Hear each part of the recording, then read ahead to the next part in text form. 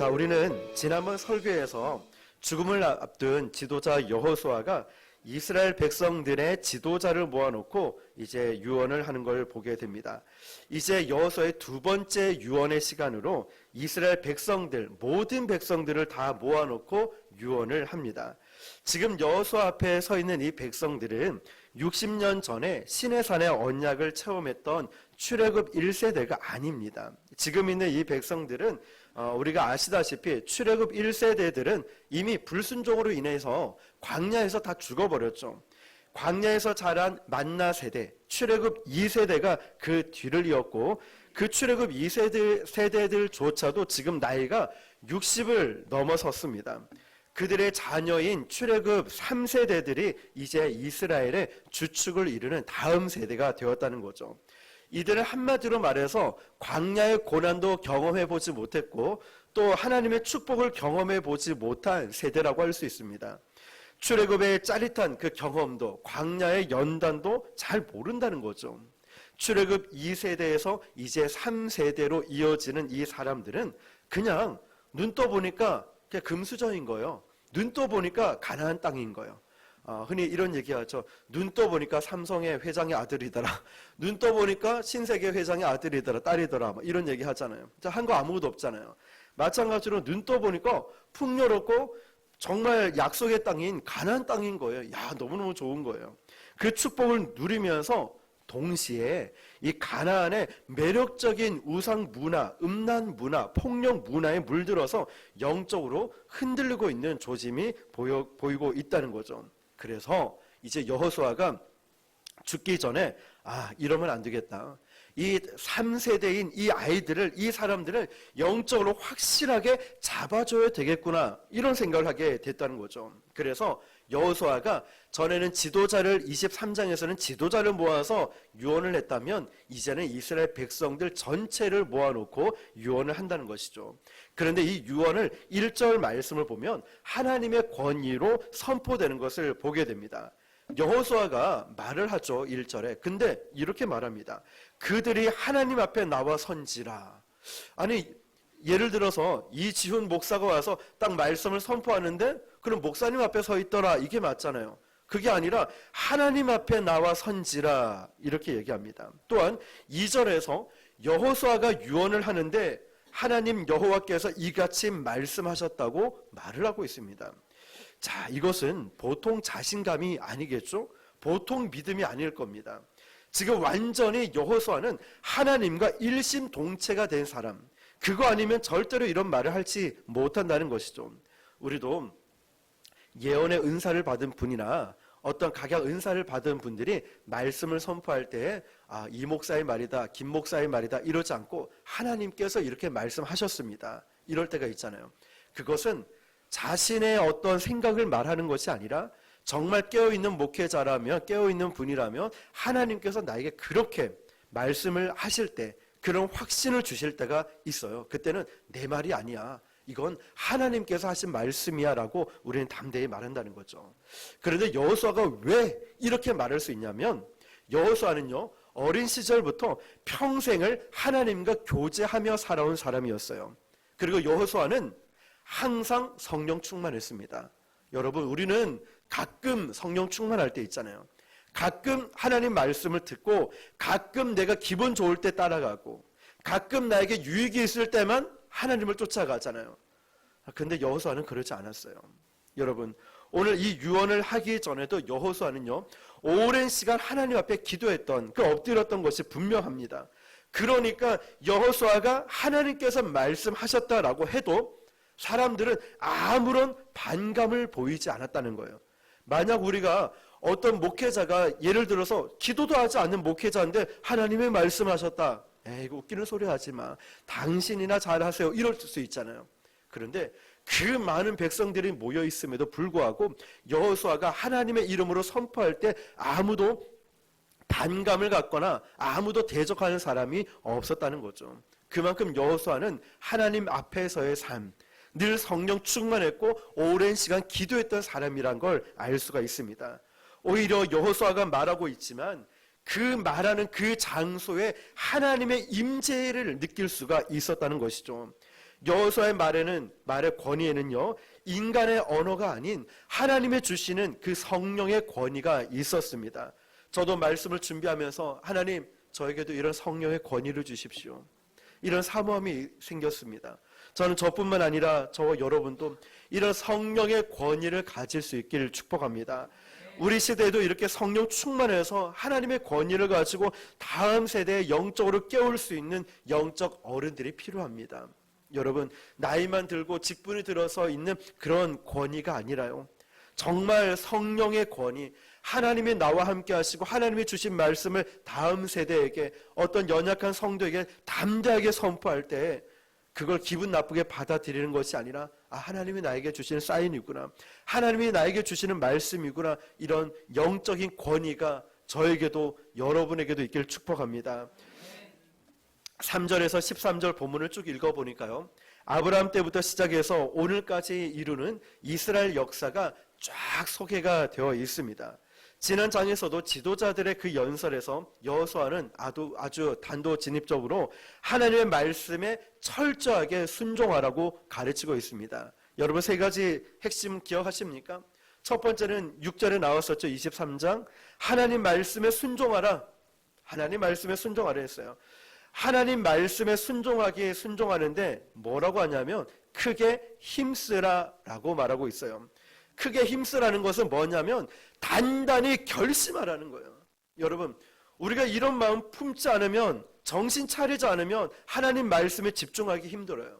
하나님 말씀에 순종하는 거 힘들어요. 왜냐? 믿음이 연약할수록 세상이 보이잖아요. 우리가 아프고 힘들수록 세상에 문제가 보이잖아요. 코로나로 인해 교회, 또 기독교계에 안 좋은 뉴스들이 얼마나 많습니까? 목회자인 저도 마음이 힘들더라고요. 하물며 우리 어떻게 했습니까?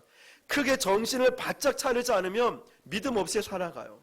크게 정신을 바짝 차리지 않으면 나는 하나님 없이 살아간다고요. 그냥 세상이 좋은 거예요.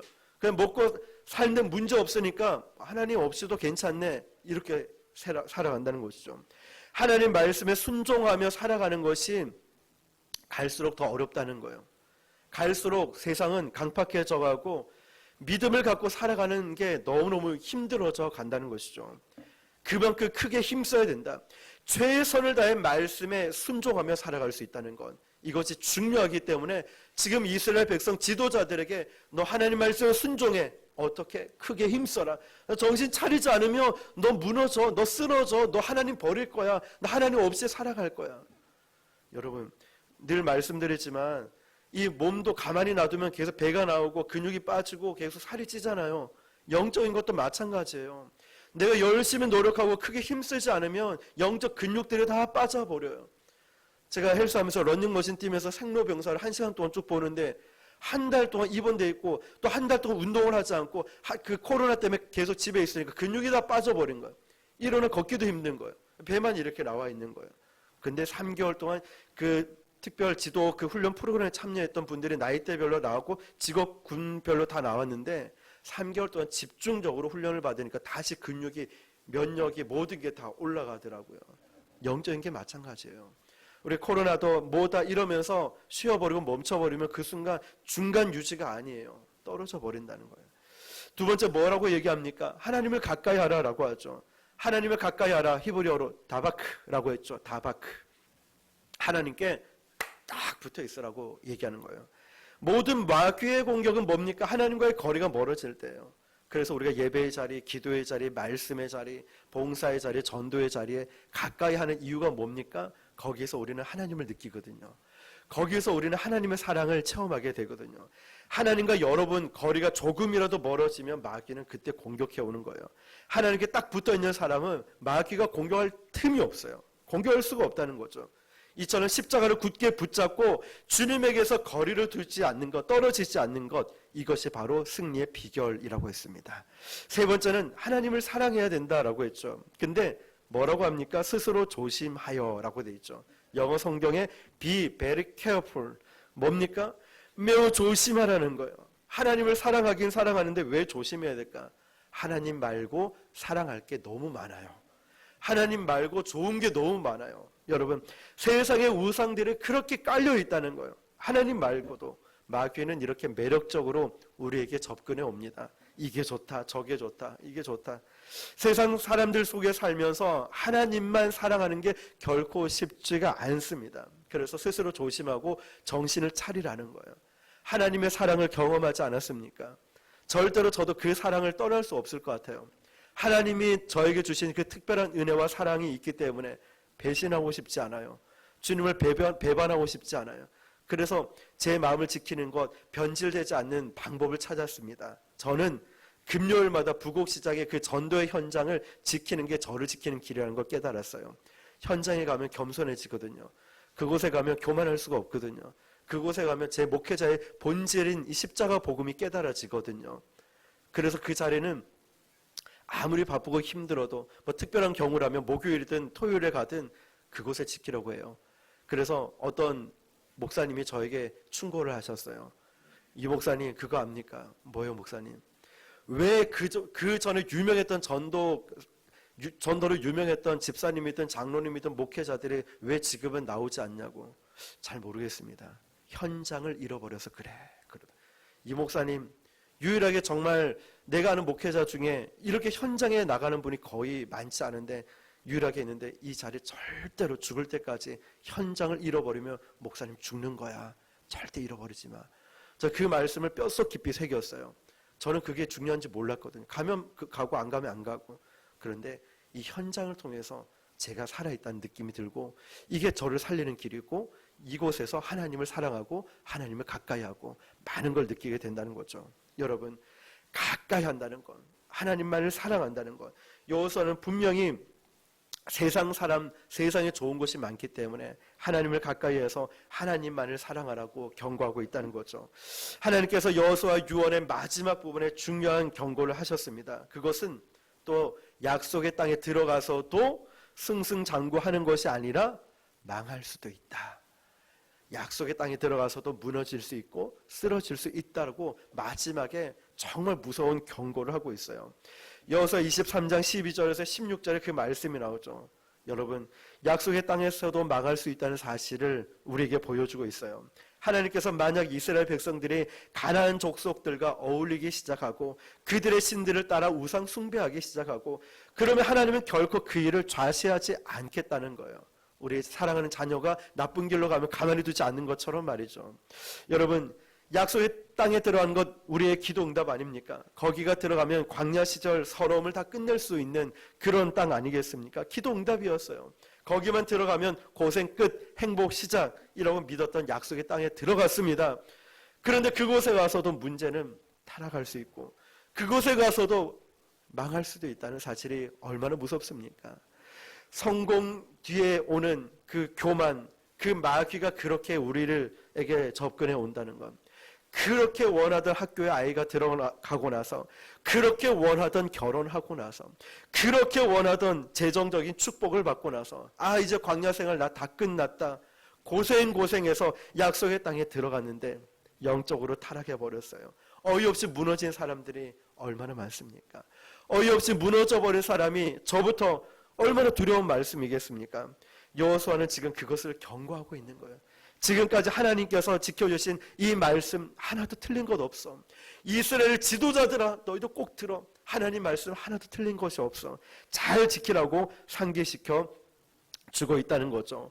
본문 12절 13절에 그 얘기를 하는 거죠. 아모리 족속들이 몰아낸 것은 너희 칼과 창과 활로 싸운 것이 아니라 바로 하나님께서 쫓아내 주신 거야. 너희들이 한 것이 아니라 하나님께서 하신 일이라 말한 거죠. 하나님과 협업했다. 그런 말 하지 마라. 뭘 하나님과 협업을 했다는 거야. 하나님이 하신 거지.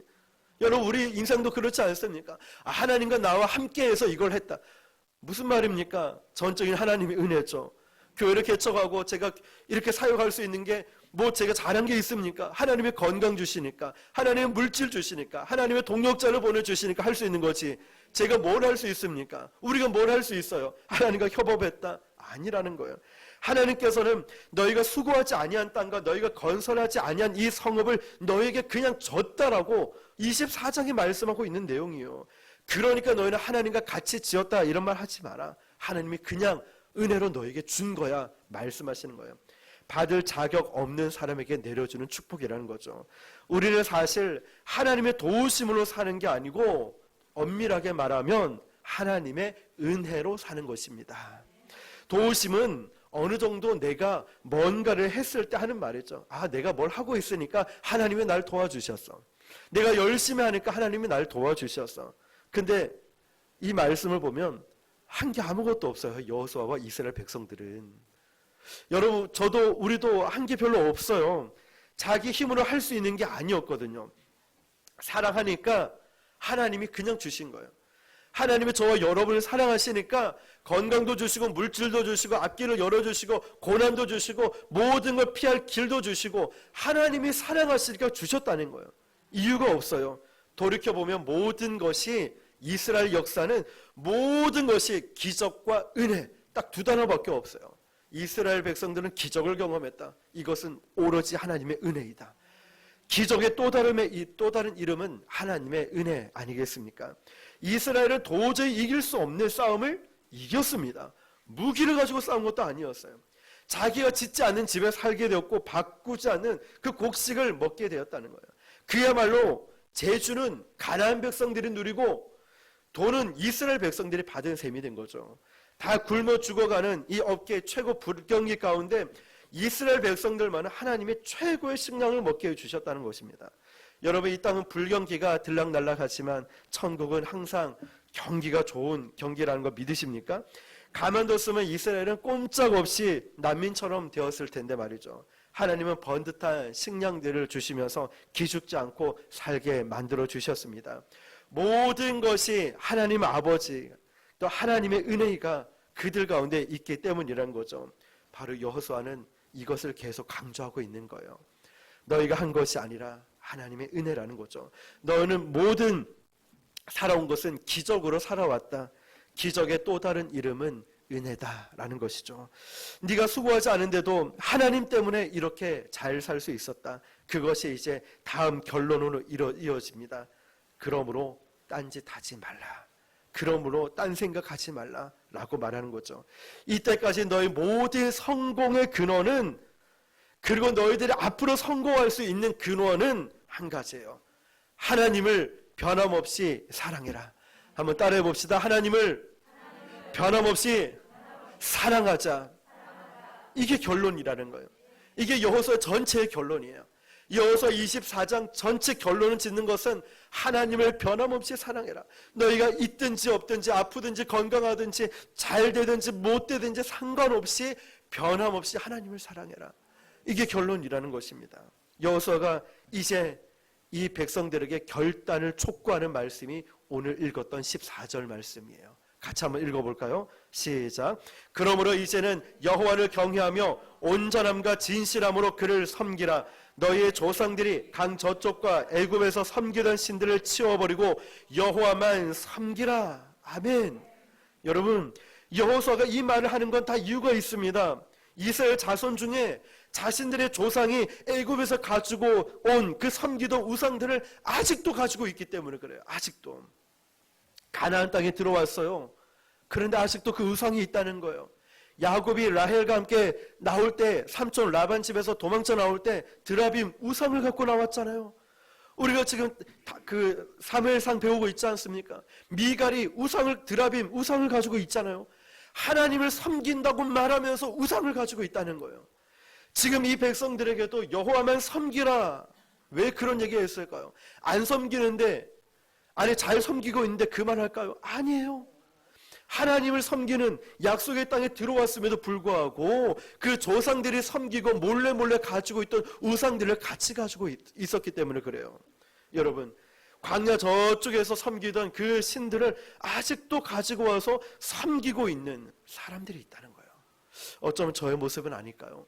어쩌면 우리의 모습은 아닐까요? 하나님을 믿는다라고 말하면서 아직도 세상의 신들, 아직도 세상의 것들을 가지고 들어와 있던 모습들 말이죠.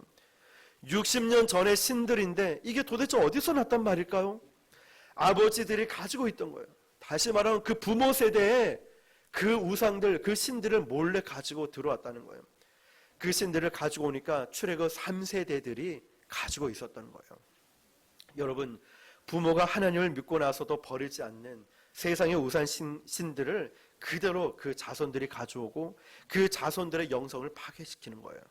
그것이 하나님을 믿는다라고 말하면서 뒷방에다는 감추어 놓은 우상이 있었다는 거예요. 여호수아가 어떻게 알고 그것을 치워버려라. 그것을 너는 치워버려라 라고 말하고 있다는 거예요. 예배를 예배되게 하려면 우상을 치워버려야 돼요. 마음속에 있는 우상 말이에요. 예배 자리에 나왔는데 자꾸만 세상적인 생각, 세상적인 판단, 세상적인 기준을 가지고 내 마음에 가득 채워져 있어요.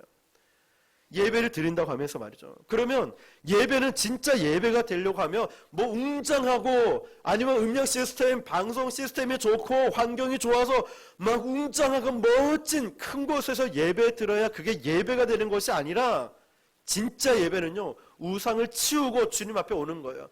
내 마음속에 주님보다 더 사랑했던 것, 주님보다 더 의지했던 것, 이걸 다 치워버리고 아이와 같이 순수한 마음으로 주님께 나아가는 것이 예배라는 것입니다. 그래야 진짜 하나님이 기뻐 받으시는 예배가 되는 거예요. 그리고 예배는 그거잖아요. 내가 예배 끝났다. 이제 드디어 예배 드렸다. 이게 끝나는 게 아니에요. 받으시는 그분 하나님이 받으셔야 온전한 예배가 되는 거예요. 그래서 우리는 목사 앞에 안 걸리고 잘 보인다 이런 개념이 아니에요. 지금 내가 내 마음이 온전히 하나님을 향하고 있는가, 이게 가장 중요하지 저에게 사람에게 비추는 보여주는 예배가 아니라는 것이죠. 14절에서 여호수아가 뭐라고 합니까? 여호와를 경외하고 온전함과 진실함으로 하나님을 섬기라. 아멘. 여러분 얼마나 중요한 말씀입니까? 온전하고 또 진실함으로 여호와를 섬기라. 그 앞에 한 단어가 있죠. 경외하고. 경외. 여러분 이 경외라는 뜻이 뭐냐면은 첫째는 하나님을 두려워하는 마음이에요. 경외한다는 것은요, 사랑의 하나님이시지만 하나님을 두려워하는 거예요. 그 두려워하는 마음 말이죠. 두 번째는 온전함과 진실함으로, 진정한 신실함으로, 다시 말하면 마음이 나뉘어지지 않는다는 거예요. 두 마음을 품지 않는다는 거예요. 하나님만을 섬기고 하나님만을 경배하고 하나님만을 예배한다면 정말 어떤 상황에도 내 마음을 다해서 주님께 온전히 사랑하는 마음을 드린다는 것이죠. 이 두 가지를 바로 예배에 회복하는 회복하는 것을 보고 여호수아가 다시 지금 예배하는 거예요. 경외함으로, 온전함으로, 진실함으로 하나님을 섬기라고 얘기하고 있다는 거죠. 여호수아가 지금 이 백성들에게 가르치고 있는 거예요. 오직 한 가지를 구하는 거예요. 내가 원하는 한 가지, 주님의 기쁨이 되는 것. 내가 원하는 한 가지를 구하는 거예요. 여러분, 이스라엘 백성들은 예배가 좀 많이 분산이 되어 있어요. 몰래 감추어 둔 우상도 있죠. 그리고 세상 향락과 쾌락과 세상을 즐거워하는 마음이 있죠. 이제 이스라엘 백성들 마음속에는 예배가 분산이 되어 버렸어요. 분산이. 그래서 여러 가지를 구하면서 하나님을 구하고 있는 거예요. 여러 가지는. 자, 여기서 예배의 스타트, 예배의 출발, 예배의 시작을 여호수아는 뭐라고 합니까? 여호와를 경외하고 두려워하는 마음을 먼저 강조하고 있어요. 예배의 시작은 여호와를 두려워하는 마음으로. 우리가 예배의 자리에 나왔을 때 사랑의 하나님이시지만 하나님을 두려워하는 마음으로, 여러분 하나님을 먼저 두려워한다라고 시작을 해요. 80년대 미국 교회는요, TV 설교자들이 굉장한 인기를 끌었다고 합니다. 지금이야 뭐 유튜브가 이제 계속 뜨고 있지만 80년대는 인터넷이 없기 때문에 TV 설교자 그 목사님들, 부흥 강사 목사님들이 굉장히 유명하고 떴다라고 합니다. 엄청나게 많은 헌금들이 TV를 통해서 이제 계좌로 입금이 들어졌답니다. 그런데 그 중에서 가장 유명한 TV 설교자 한 분이 죄를 지었습니다. 마귀의 시험에 든 거겠죠. 공금, 횡령, 탈세, 여러 가지 범죄에 연루되어서 그 목사님이 감옥에 들어가게 됐습니다. 그것 때문에 하나님 나라가 얼마나 큰 명예가 실추되고 어려움을 겪게 된지 모릅니다. 그래서 한 미국의 경건한 원로 목사님이 그분을 신방을 갔습니다. 구치소로 신방을 갔겠죠. 그래서 물어봅니다. 자네 왜 그랬나? 그 목사님에게 자네 왜 그랬냐라고 한마디 물어봤습니다. 어쩌다가 하나님의 사랑을, 하나님을 향한 사랑을 잊어버렸냐? 어쩌다가 하나님을 향한 그 사랑을 잊어버렸냐라고 물었어요. 그때 그 수감된 그 목사님이 기가 막힌 말을 합니다. 아니 목사님, 저 하나님 사랑해요. 하나님 사랑해요. 하나님 사랑하는 마음은 식은 적이 없는데 다만 하나님을 두려워하는 마음을 잊어버렸어요. 그래서 제가 이렇게 됐어요. 참 와닿지 않습니까? 저 말씀을 준비하면서 너무 제가 마음이 찔렸어요. 저도 그렇거든요. 하나님을 사랑해요. 그러니까 헌신하고, 그러니까 희생하고, 힘들어도 참죠. 하나님을 사랑하니까. 근데 저도 하나님을 두려워하는 마음이 없어진 것 같아요. 하나님을 두려워하는 마음이 식어진 것 같아요. 그러니까 죄를 짓는 거예요. 그러니까 자꾸 나쁜 말을 하는 거예요. 그러니까 자꾸만 제 마음대로 고집대로 행동하는 거예요. 두려워하는 마음이 사라졌으니까. 우리도 부모님을 존경하잖아요. 부모님 사랑하잖아요. 근데 두려워하는 마음이 사라질 때 함부로 대하잖아요. 여러분은 어떻습니까? 저는 그래요. 하나님 사랑해요. 지금도. 죄를 지을 때도 보면 하나님 사랑하고 있었어요. 근데 하나님을 두려워하는 마음이 식어져 갔다는 거예요. 여러분, 사랑의 하나님이 주시는 축복에 너무나 익숙해져 있어요. 우리는 하나님 이것 좀 주세요. 막 종을 부리듯이, 심부름꾼 시키듯이 이거 좀 주세요, 저거 좀 주세요. 하나님 나 좀 축복해 주세요, 축복해 주세요. 그런데 거기에 너무 익숙해져서 하나님에 대한 두려움을 잃어버려서 그렇게 돼버렸다는 거예요. 이스라엘 백성들이 지금 그렇다는 거예요. 아예 하나님을 버린 것도 아니고 그 백성들도 하나님을 사랑한다 그럽니다. 예배도 나오고 어느 정도 마음을 또 진짜였을 거예요. 진짜 그런 마음으로 했을 거예요. 헌신하고. 그런데 하나님을 두려워하는 마음을 잃어버리니까 그 뒤에서 우상 숭배를 해버려요. 돈을 사랑하고 음란물을 사랑하고 가나안 문화와 손을 잡아버린 거예요. 여러분, 제가 어렸을 때 참 이제 예수님을 알고 믿고 경험했을 때겠죠. 뭐 옛날 그런 경험 있잖아요. 지옥 얘기, 천국 지옥 얘기할 때 천국은 너무너무 좋아요. 지옥이 어떤 곳인가 설명이 해도 잘 이해가 안 될 때 어떤 목사님은 큰 나이타를 가져와서 손 한번 너 일로 와봐 이래서 손 한번 줘봐. 나이타 불을 뜨거 하면서 지옥은 그런 곳이야. 옛날 막 지불놀이가 불 피우고 놀 때 그 비닐을 잘 타잖아요. 그 비닐이 날고 날라서 어떤 때 제 손톱에 딱 떨어진 적이 있어요. 죽을 것 같아요. 막 얼마나 뜨겁고 아픈지. 얼마나 오래 갑니까? 옛날 또 오토바이 시티백, 그 중국집 배달하는 그 오토바이, 그 밖에다 안 세워놓고 그 아파트 입구에 문 열고 입구에 계단인데 세우는 거예요. 그 뜨거운지도 모르고 지나가다가 반바지 입고 하다 뒤어가지고 얼마나 뜨거운지. 어릴 때는 그런 생각했어요. 지옥은 그런 것이구나. 근데 그거를 제가 말씀을 준비하다 보니까 전혀 생각하지 않고 그냥 축복 하나만 생각하고 있더라고요. 두려움을 너무나 잊어버렸어요. 이 백성들처럼 저도 마찬가지고. 두려움을 잊어버리니까 제 마음대로의 신앙생활이 이어져 갔던 것 같아요. 축복해 주시지 않으면 하나님을 떠나려고 했던, 어려움이 있으면 힘들어서 포기하고 싶었던 마음들이 저에게 있었더라고요. 그리고 그 모습들 통해서 오늘 본문 보면 3세대인 자식들을 본 거예요. 여호수아는. 그래서 출애굽 2세대 3세대로 가면서 점점점 영적으로 타락해져 가기 시작합니다. 여러분, 하나님은 사랑이시지만 동시에 거룩하신 분이십니다. 겉다르고 속다른 영적인 이중성을 바라보지 마십시오. 지금 여호수아가 그것을 지적하는 거예요.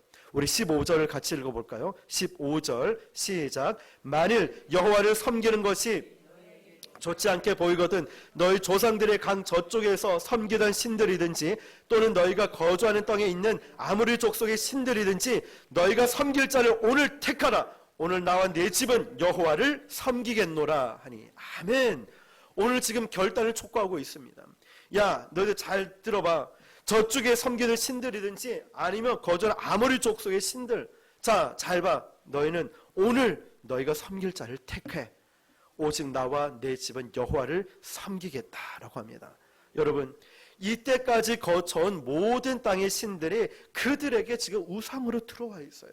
나에게도 물질이 우상이 돼 있고요, 자녀가 우상이 되고, 부모가 아니면 친구가 아니면 어떤 관계, 어떤 무엇이 우상으로 들어와 있어요. 이게 틀어지면 나도 하나님 버릴 것 같아요. 이게 문제가 생기면 하나님 안 믿을 것처럼 우상이 들어와 있다는 거예요. 그래서 우리가 환경의 노예라고 하지 않습니까? 돈을 많이 다루는 직장에 가면 어느 정도 물질의 노예가 되고, 권력 기관에 있으면 권력의 노예가 되고, 우리 처해한 환경이 주는 우상이 우리 안에 은근히 들어와 있어요. 이 환경의 지배를 받는 듯. 지금 여호수아가 그거를 알고 그걸 지금 결단하고 끊어버리라고 하는 것이에요. 신앙은 영원히 오늘의 선택이에요. 신앙은 지금의 선택이라는 거예요. 어제 얼마나 잘했냐, 내가 몇 년 전에는 얼마나 봉사를 많이 하고 얼마나 믿음이 좋았느냐, 이게 아니라 지금이 중요하다는 거예요. 앞으로 잘하겠다, 이게 아니라 이런 거 소용없어요. 오늘 결단하라는 거예요. 오늘 나만 하는 결단이 아니라 자기와 가정이 같이 결단한다는 거죠. 여호수아는 나와 내 집은 여호와를 섬기겠다 선포합니다. 예나 지금이나 여호수아는 자기가 잘 사는 것, 자기가 살지 않는 것을 설교하지 않았어요. 나는 그렇게 못하는데 너희는 그렇게 해라, 이런 설교가 아니었다는 거죠. 그리고 온 백성이 다 이렇게 이중 빠지더라도 자기는 하나님을 두려워하고 사랑할 것이다 고백을 합니다. 옛날이나 지금이나 여호수아는 하나님을 위해서라면 왕따 되기를 두려워하지 않았어요. 우리는 너무 두렵죠. 저도 두려워요. 왕따 당할까 봐 두려워요. 왕따 당하면 어떡할까, 이런 생각이 앞설 때가 많아요. 그래서 말하기를 주저하고 행동하기를 주저할 때가 많았어요. 여러분, 여호수아는 그러지 않았어요. 그깟 하나님을 위해서라면 따돌림을 당하든 고통을 당하든 하나님을 위해서라면 뭐 그건들 못하겠어. 여러분은 어떤 결단을 하겠습니까? 여호수아는 이 메시지를 통해서 이 백성들에게 정말 영적인 충격을 주었습니다. 백성들은 여호수아가 아닌 여호수아 안에 계신 하나님을 보았기 때문에 그래요. 자신들의 이중생활, 이중적인 신앙생활을 하고 있는 꿰뚫어 보신 그것을 보고 소스라지게 깜짝 놀라버린 거예요. 아니 어떻게 알았지? 아니 여호수아가 어떻게 알았지? 여호수아가 안 게 아니라 하나님이 알고 계신 거예요. 우리는 사람들에게 알려지지 않고 들키지 않았지만 은밀한 가운데 지었던 그 죄들을 저도 모릅니다. 우리는 서로 몰라요. 다 거룩해 보이고 믿음 좋아 보여요. 그런데 하나님을 알고 계신 거예요. 그래서 여호수아를 통해 선포하고 계신 거예요. 여러분, 이미 가나안 정복 전쟁이 끝난 지 20년이 지났는데 이스라엘 백성들 앞에 은근히 퍼져 있는 우상 숭배를 하나님이 알고 계신 거예요. 그래서 여호수아를 통해서 그것을 지적하고 계신 것입니다. 지금 여호수아가 이 유언을 세겜이라는 지역에서 했다는 거 굉장히 중요합니다. 우리 모세오경을 배우고 또 성경을 배우고 있는 분들은 세겜이라는 지역을 알 거예요. 그리심산과 에발산 사이에 있던 세겜 땅. 자, 여러분, 이 세겜이 어떤 곳인지를 잠깐 살펴볼게요. 오래전 믿음의 조상 아브라함이 가나안 땅에 들어오기 전에 갈대 우르를 지나 하란을 지나 가나안 땅에 딱 제일 먼저 들어와서 제단을 쌓고 예배를 드린 곳이 세겜이라는 곳이에요. 세겜. 자, 영적 교두보로 그 땅에 하나님의 임재를 선포한 곳이 세겜이었어요. 그리고 이 세겜은요, 야곱이 이방 땅에서 돌아와 모든 우상들을 묻고 다시 새롭게 하나님을 예배하기로 결단한 곳이 세겜이라는 곳이에요. 세겜. 또 아브라함의 무덤, 리브가의 무덤, 이삭의 무덤, 손자 야곱의 무덤, 그 다음에 전체 증손자 요셉의 뼈가 묻어있던 곳이 세겜이라는 지역이었어요. 그뿐 아니에요. 세겜은 약속의 땅에 돌아와서 아이성 전투에서 실패하고 나중에 승리를 했죠. 여호수아가 이스라엘 백성들 모두를 불러놓고 그리심산 에발산 사이의 세겜이라는 그 지역에서 축복과 저주의 말씀을 선포한 곳이 세겜이었다는 거예요. 그 땅이 이 영적 결단의 자리였다는 거예요. 그 땅이 세겜이 믿음의 조상의 그 예배의 자리, 영적인 결단의 자리, 약속의 땅에 영적인 혈과 같은 그 장소에서 항상 하나님의 말씀을 들었던 그 세겜이라는 그 지역, 그 장소에서 여호수아는 마지막 유언을 그들에게 하고 있다는 거예요. 장소가 중요했죠. 굉장히 중요한 의미가 있습니다. 여호수아는 민족의 미래를 논하면서 급변하는 이 가나안 땅의 정치 상황을 말한 것이 아니었어요. 경제를 말한 것이 아니었어요. 일체 정치, 경제, 환경 이런 것을 언급하지 않았습니다. 왜냐? 그것은 항상 어려웠거든요. 20년 전, 30년, 50년 전 어르신들에게 물어보면 그때도 살기 힘들었어요. 그때도 말세다라고 얘기했어요. 그때도 얼마나 살기가 힘들고 문제들이 많았습니까? 마찬가지로 이 백성들에게도 주변의 족속들은 항상 사납고 강하고 교활했습니다. 경제는 언제나 어려워서 불경기였고 이스라엘이 가진 힘은 언제나 미약했었습니다. 항상 그랬어요. 그러나 현실이 아무리 어렵고 힘들어도 이스라엘은 하나님을 사랑하고 하나님과 함께 걷는 한 하나님이 기적같은 돌파구를 내주시고 하나님이 기적같이 지켜주시고 보호하시고 기적같이 먹여주시고 기적같은 승리를 주셨다는 것입니다. 여러분, 이 모든 것이 100% 하나님의 은혜라는 거예요. 저와 여러분도 마찬가지로 앞으로 그들의 운명 또한 얼마나 하나님을 꽉 잡고 있는가 여기에 달려있다는 거예요.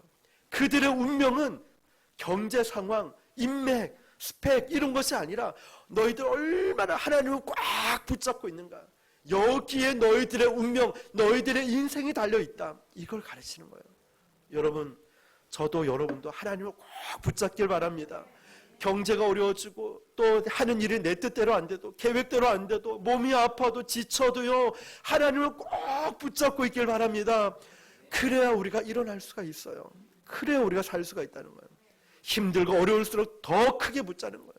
우리가 죽을 것 같은 어려움이 있을 때 죽을 것 같이 소리치잖아요. 나 좀 살려달라고, 사람 좀 살려달라고. 마찬가지로 죽을 것 같이 힘들고 어려울 때요 하나님께 부르짖으세요. 그 힘을 다해서 하나님을 붙잡고 사는 것, 거기에 우리 인생이 달려있는 거예요. 오직 한 가지를 구하십시오. 시선을 여러 군데 분산시키지 마세요. 먼저 그 나라와 의를 구하면 주님께서 이 모든 것을 더해 주실 것입니다. 이게 믿음이죠. 여러분의 가정 문제, 재정 문제, 직장 문제, 모든 문제의 활로가 하나님을 붙잡을 때, 꼭 붙잡을 때 그 활로가 열리게 될 줄 믿습니다. 미래가 두렵다면 하나님 앞에 나와 기도하십시오. 앞날이 걱정된다면, 자식이 걱정된다면 가장 먼저 예배를 회복하시길 바랍니다. 그럼 다른 모든 것이 회복될 것입니다. 예배의 회복이에요. 예배가 무너지면 우상 숭배하면서 예배하며 무너지는 거예요. 다른 것도 무너지는 거예요. 여러분, 우리가 예배 안 드릴 때 얼마나 곤고합니까? 얼마나 힘듭니까? 근데 예배 한번 잘 드리고 뜨겁고 간절히 드렸을 때 내 영혼의 그 만족과 기쁨이 얼마나 넘쳐납니까? 믿음의 반대는 불신이 아니라 우상 숭배인지도 몰라요. 하나님만을 의지하지 않으면 우리는 세상 신들 같은 것을 의지하게 살게 돼요. 영적 불륜이죠. 하나님께서 여호수아를 통해 주신 말씀은 강력한 결단의 말씀을 듣고 이 이스라엘 백성들은 정신이 번쩍 들었다는 거예요. 한 번도 이런 결단을 해본 적 없어요. 한 번도 자기가 숨겨놓은 우상이 들킬 거라 생각한 적 없었어요. 그게 잘못된지 죄인지 몰랐다는 사실이에요. 한 번도. 근데 여러분, 우리 16절 한번 읽어볼까요? 16절 시작. 백성이 대답하여 이르되 결단코 여호와를 버리고 다른 신들을 섬기기를 하지 아니하오리니. 자, 이제 이 백성들의 결단이죠. 또 18절 시작. 모든 백성들과 이 땅에 거주하던 아모리 족속을 우리 앞에서 쫓아내셨음이라. 그러므로 우리도 여호와를 섬기리니 그는 우리 하나님이심이니이다. 아멘. 아멘. 이 고백이 저와 여러분의 고백 되길 축복합니다. 이제는 여호수아의 하나님이 아니에요. 이제는 이들의 하나님, 나의 하나님, 우리의 하나님으로 바뀌었습니다. 여호수아의 말을 받고 나서 그들은 우리도 여호와를 섬기겠다 결단합니다. 이미 여호수아와 여호수아의 가문이 어떻게 여호와를 섬겼는지를 보았기 때문에 여러분, 삶은 말보다 더 큰 문제를 가지고 있어요. 그들을 압도해 버렸습니다. 말이 아니라 여호수아의 삶이 보여졌기 때문이죠. 그들은 앞으로 여호수아의 가문의 신앙을 모범을 삼아서 살게 될 것입니다. 하나님께서 이스라엘의 장대한 역사를 교육시키면서 이들에게 미래의 비전을 제시해 주셨습니다. 여러분, 하나님의 역사를 보는 것은 앞으로 우리의 미래를 보는 것과도 같습니다. 과거의 승리는 우리에게 영감을 불어넣고 과거의 실패는 앞으로 살아갈 때 우리를 경고하게 될 겁니다. 승리의 습관을 반복하고 실패의 습관은 반드시 끊어내야지만이 우리 자손들에게도 미래가 있음을 믿습니다. 사랑하는 성도 여러분, 이제 말씀을 마무리하겠습니다. 하나님께서 다시 상기시켜주는 과거는 반드시 우리가 어떻게 하느냐에 따라서 앞으로도 다시 반복될 것이라는 것입니다. 여러분, 여호수아의 승리가 부럽습니까? 그렇다면 여호수아의 순종을 따라하시길 바랍니다. 하나님, 여호수아처럼 우리 가정이 또 제가 그렇게 하나님을 꼭 붙잡고 살아가겠습니다. 이것이 부럽다면 우리도 여호수아처럼 하나님 앞에 순종하면 됩니다. 하지만 불순종하면 저주와 패배가 있다라고 했죠. 그러므로 결단하라는 것입니다. 오늘 저와 여러분도 함께 결단할 수 있길 바랍니다. 우리가 순종하면 이때까지 우리는 인도해 주신 하나님께서 인도해 주실 때 더 큰 인도하심으로 우리의 미래를 끌고 갈 것입니다. 우리가 계속 순종하면 하나님께서 지금도 지켜주신 하나님께서도 앞으로도 지켜주실 것입니다. 우리는 딱 한 가지만 구합시다. 하나님을 끝까지 붙드는 것, 하나님을 붙드는 것, 세월이 지나도 변함없이 하나님만을 섬기고 결단하는 이 축복, 오늘 저와 여러분들이 그런 축복을 누릴 수 있기를 주님의 이름으로 축원합니다. 기도하겠습니다.